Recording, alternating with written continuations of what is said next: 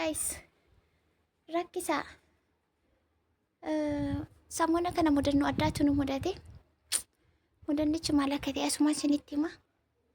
Baay'ee tokko na dabbare na jibbisiisee jira dhugaa rabbii na aarsee sukkaara natti kaasee bakka. Itti aansuun immoo gaaffii isinii warri mana ijaarrattanii siraamikii immoo walalii wayya mana keessa kan jedhu gaaffii wayii na gaafattanii turtanii isa kanan isinii deebisa. Jalqaba irratti mudannoo addaa nu mudate maal seetani? Ittiin qaqqabsiisee sinaa agarsiisu mudaan mana keessaa hin dhumu. Bishaan otoo nuti hin beekin lafa keessatti tuubboon cabee dhangalaasaa tureera. Yaasaa tureera jechuudha.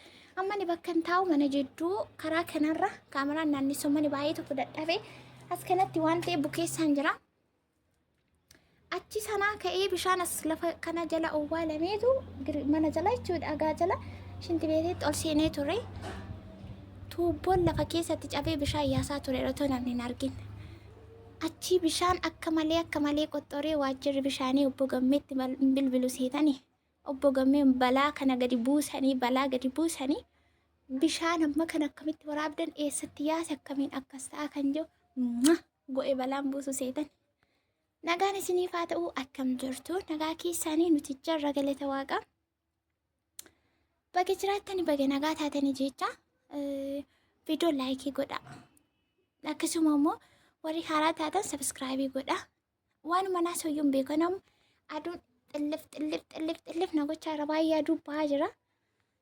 Akkasumas immoo warri as jalatti maatiin haa ta'a jettan ankara mataa kootiin akkaawuntii biraa iftuu horroo kan jedhu maatii isinii ta'a. Kaanis immoo jajjabeessaa isiniin jedha. Kan kanarraa fi gadhumaatti na waliin turaa. Gaaffii siraamikii immoo walaliin mana keessa galee wayya kan jedhurraa sirriittiin isinii deebisaa jechuudha. Humni keessan danda'e ta'e lamaan saayyuu hin ta'a garuu kam takka caalu kam takka gaarii ta'e isinii deebisa. Ani immoo hojiin koo bakka kanatti ani qabu akkuma isiniin jedhe tuubboon lafa keessatti cabee nama ka'e kaameraa asiif achi naannessuun baay'ee tokko dadhabee jira. Kunoo bakka kana boolla kanatti guutee itti gadi maraguuf jechuudha. Maaliif as keessatti cabee jira qofforanii keessaa baasanii bakka rakkoo isaa baranii amma shagamee yookaan fayyadamee jira. Boolli sun immoo dirqama duuduu qabame tiire sanaan duuchaa jira jechuudha. Bishaan itti guuree agaatti guuree ashwaatti naqeetiin isana fayyada. Gaaffii siraamikii moo walalii wayyaa kamturra filatamaadha kan jedhuun isinitti hima. Asumarraan isin immoo gaaffii koornisii. Koornisiin gosa lamatu jira. Tokkoffaaf lammaffaa kan ta'e gosa lamatu jira. Kanarraa hafee hagaa maddaarabaa fi sharaa isaan kunillee jiru jechuudha. Sadaffaa arfaffaa kan jedhamani. Garuu tokkoffaaf lammaffaa irratti koornisiillee isinitti himaa jechuudha. Akkam akka ta'e kamtu akka bareedaa yookaan immoo filatamaa ta'e warri mana ijaarrattanii tokkoffaa koornisiin kan ittinaatiin hojjetamu jeeskamiisaa injira isaa jeeskamiitiin hojjetamu tokkoffaadha. Lammaffaan immoo koornisii nama biyya keessatti hojjetamaa jiru kanadha. Kunuunsa kanadha jeeskamii ta'anii jeeskamiin tokkoffaadha. Lammaffaan immoo isa kanaa jechuudha. Kuni mana keenya sarvisii duubaraan ijaarame nuti jeeskamee toon taane isa kana jechuudha. Isa kana kun dirfirraa hafee jira. Isa kanaati. Kunoo argitanii kana. Waan akka kanaati jechuudha. Koornisii lammaffaan namni kan fayyadamaa jiru amma tokkoffaan jeeskameedha. Jeeskamiin komiin qabu baay'ee ariifiidha. Lammaffaan isa kana.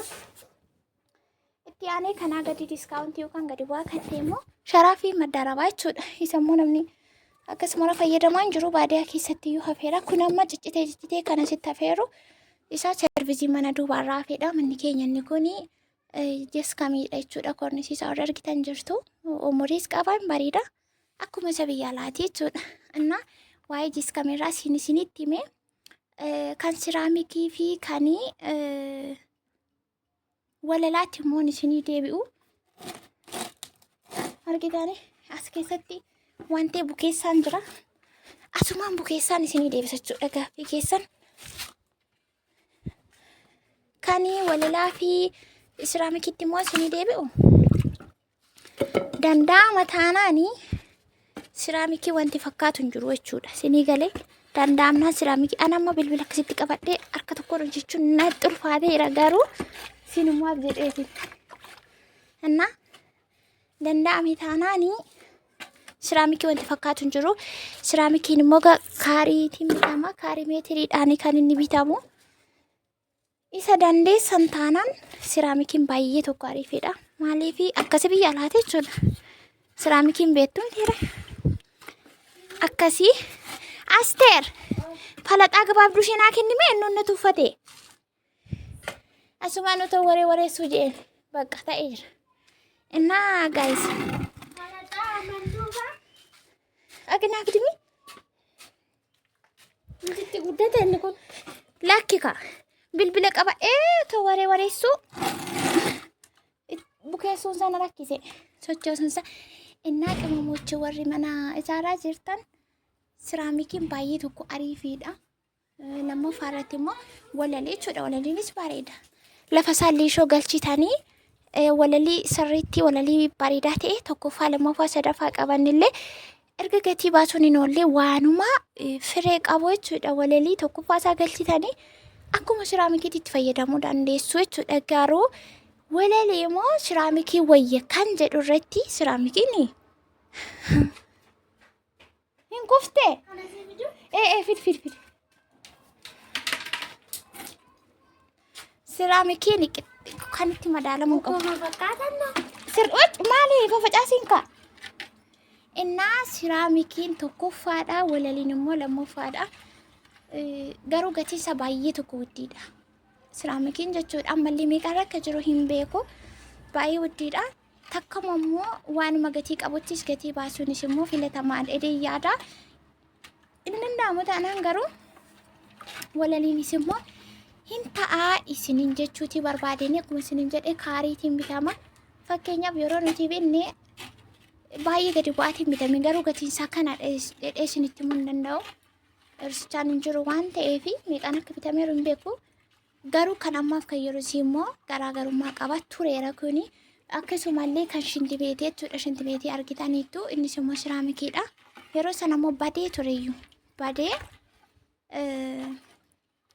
akka kan taanetti argame jechuudha. Kan shintibeetii keessaa shintibeetii siraamikiidha. Baay'ee tokko bareedaadha. Maaliif miicuudhaa fi maal gochuu fi baay'ee namatti tola osoo danda'ame. Innaa walalii immoo siraamikii wayyaa kan jedhu normaalii siraamikiin baay'ee bareeda. Walaliin immoo itti aanee jira jechuudha. Innis immoo hin danda'ama rakkoo hin qabu akkuma abbaan qabateedha. Hindi deemu? Ittantu meera bar. Maal harka lamaanii sochoosati? Maqaan nu bada bar gimbaata. Nan qal'isee moo? Ashuwaan bukeessaa jira gaayis kanarra gadi naquuf jee.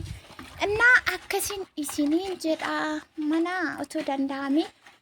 Konnis diskamii ta'ee lafti isaa siraamikii ta'ee shintibeetii siraamikii ta'ee wanti hundumtuu moderni isaa eeggatee hojjetamee baay'ee bareeda. Garuu gatiin haalli gabaa haala tokko wajjin namatti ulfaataa jechuudha. Kanaaf haga danda'amee fi akka danda'ametti malee filannootiin namni kamuu isuma gaarii ta'e filata. Garuu immoo humnii fi maal jedhamayyuu humniif qalbii wal quban qabdu waan jedhamu wayitu jira. Mallaqni jiraannaan isuma tokkoffaa kornisis ta'ee balbalas ta'ee siraamikis ta'ee sanuma wayya. Garuu akka humna keessanitti yaaluu dandeessu isiniin jechuutiin barbaada. Amma balballi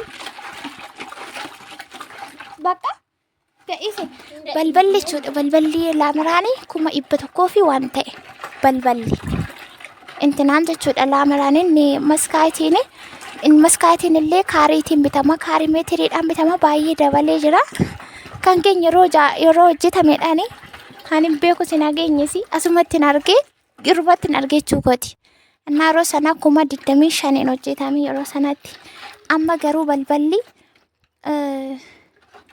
Firaanchi doorii fi miindoorii moo maal jedhama karaa ol seenaniif isa cufamee taa'u jechuudha. Baay'een keessan beekuu dandeessu.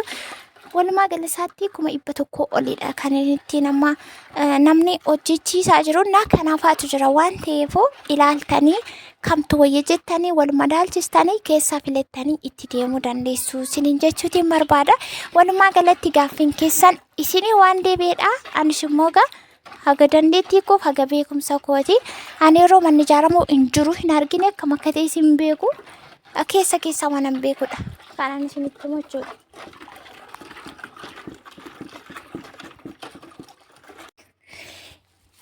guys akkasi sinin jedha bedden kan keessa hin qabne gudduuti gubatti jedhanii nuti bishaanii waraabne si fayyadamne si ani garuu jechuu bishaanillee haa ta'u ibsaallee haa ta'u baay'ee tokkoon harka keessa qaba maaliif rakkisaa abeettu jireenya Itoophiyaa keessa innaa akkasittiin tuubboon lafa keessatti cabee nu salphise nu awwaarrade kun ashwaa bitanii ma ashwaamtu kun ashwaa diimaa kun isa manarraa hafe bukeesseen itti maragaa jechuudha. Akka isiniin jedhaa gaaffiin keessan isinii deebi'eera hagan danda'e hagan beekurraa isinii deebisee jira bakka isin miidhu bakka isin fayyadu akkamittiin akka itti yaaddan akkamittiin akka wal madaalchistan illee hunda isinitti waan ani minatti fakkaata bakka hin dogoggore isinis immoo nasirreessaa gaaffii dabalataa qabaatan ishii nu gaafachuu dandeessa. Achi itti naqi ay harka koo qoy ittuma naqisumatti. Isa booda fidee sirrii naqa asumarratti gadi tuumu. Garabbiin amma dhabeeshe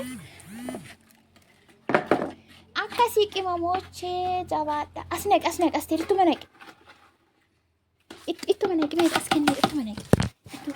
Waayyo. As kennee akka ta'u. Qoy.